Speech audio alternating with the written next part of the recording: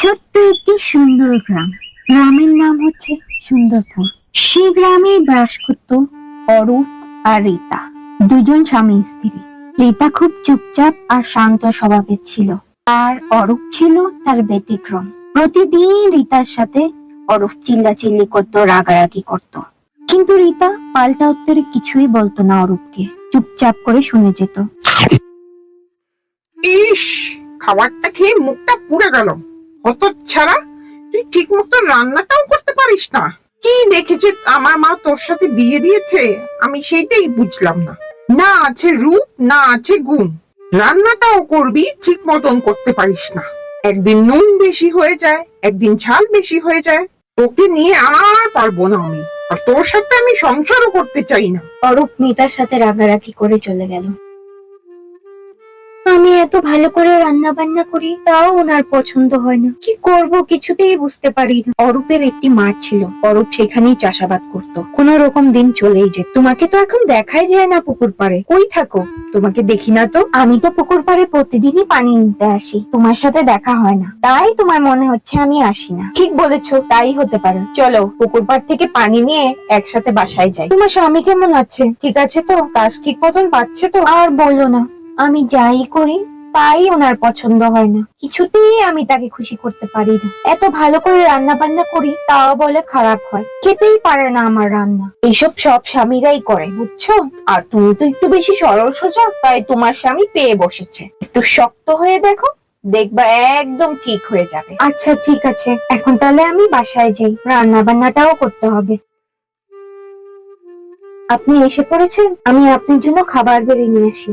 লাগবে না আমাকে ভাত বেড়ে দেয়া। এমনিই তো তোকে দেখে আমার দিনটা সারাদিন খারাপ যায়, আবার তোর হাতের রান্না খেয়ে মুখটাই নষ্ট হয়ে যাবে। আমি না খেয়ে ঘুমিয়ে পড়বো, তাও তোর রান্না খাবো না। অরূপের কথা শুনে মিতাও কিছু না খেয়ে ঘুমিয়ে পড়ল। সারা রাত মিতা কান্না করে কাটিয়ে দিল। কেন আমার স্বামী আমাকে পছন্দ করে না? আমি কি করব? আমি কিছুই বুঝতে পারি না। কি করলে তার ভালো লাগবে?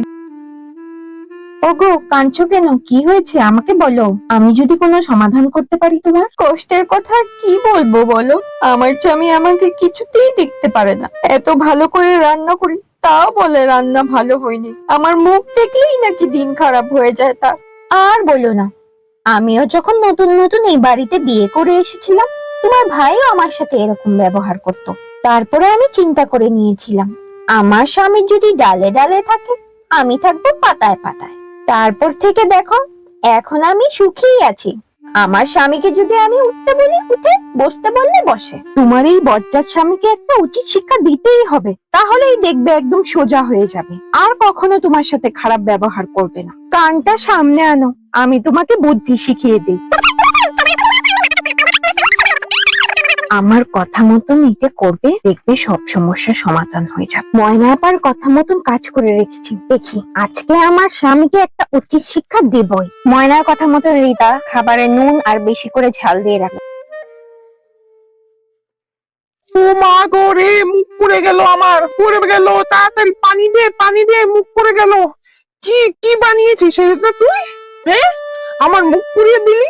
তুই জানোস না আমি ঝাল খেতে পারি না। যেভাবে ঝাল আর নুন দিয়ে ভরে রেখেছিস তুই, একটাও ঠিক মতন কাজ করতে পারিস না তুই। বের হয়ে যা তুই আমার ঘরের থেকে, বের হয়ে যা, এক্ষুনি বের হয়ে যা তুই ঘরের থেকে আমার। আমিও তোমার সংসার করব না, চলে যাব। যেই দিক দু চোখ মন চায় চলে যাব। আমার এই অত্যাচার আর ভালো লাগে না।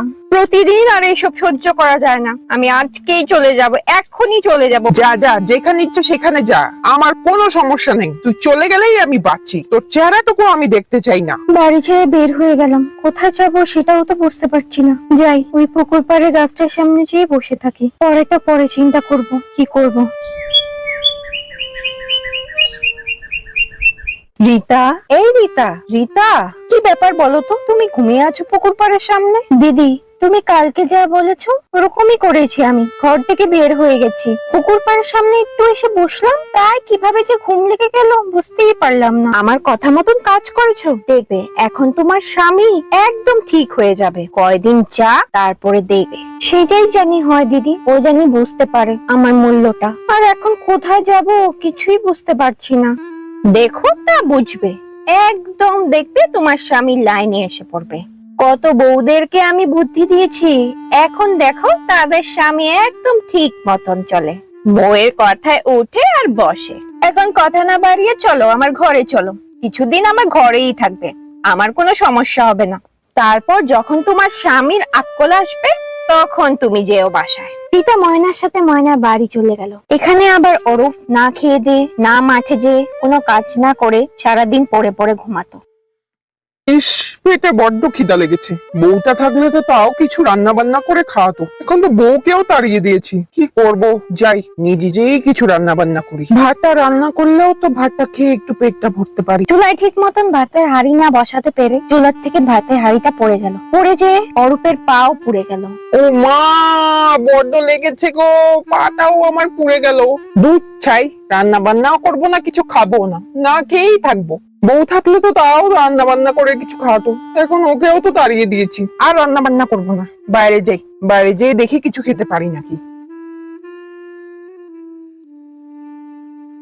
কিরে অরিউ, তোর মুখের এরকম 12টা বেজে আছে কেন?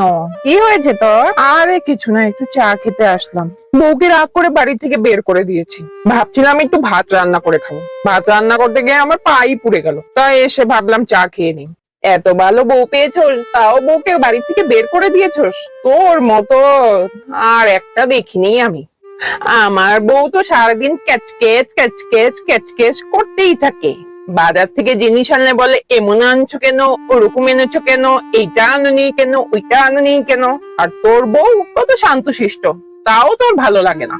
আমার মতন বউ পেলে তাহলে বুঝতি। আরে আমার বউ সরল সোজা হলে কি হয়েছে, রান্না বান্না একদমই ঠিক মতন করতে পারে না। একবার নুন বেশি দিয়ে দেয়, একবার ঝাল বেশি দিয়ে দেয়। এই সমস্যার কারণেই তো রাগারাগি হয়েই তো বের করে দিয়েছি। এই সামান্য কারণে বউকে বের করে দিয়েছিস? প্রথম প্রথম যখন আমার বউ বিয়ে করে আসে একদমই রান্না পারতো না, রান্না এখন শিখিয়ে দিয়েছি, তারপরে রান্না করতে পারে। এখন ভালোই রান্না করে, কিন্তু এই ক্যাচ ক্যাচটা বেশিই করে আমার বউ। সময় থাকতে বুঝে যা, বউকে ঘরে নিয়ে আয়, এমন বউ পাবি না। রান্না যাই করুক, প্রতিদিন তো রান্না করে তোকে খাওয়াচ্ছে, এখন যে তুই না খেয়ে বসে আছিস, এটা কি ভালো হয়েছে? সময় থাকতে বউকে ঘরে নিয়ে আস, এত রাগারাগি করিস না। ঠিক বলেছিস রে বন্ধু, আমার বড্ড ভুল হয়ে গেছে। এখন তো জানিও না ও কোথায় আছে, কোথায় খুঁজে পাবো এখন ওকে? তোর বউকে এটাও জানিস না? আমি তো দেখে আসলাম ময়নার বাসার উঠানের সামনে তোর বউ বসে আছে, গল্প করছে ময়নার সাথে। যা, তাড়াতাড়ি যা, বউকে বুঝিয়ে বাড়িতে নিয়ে যা।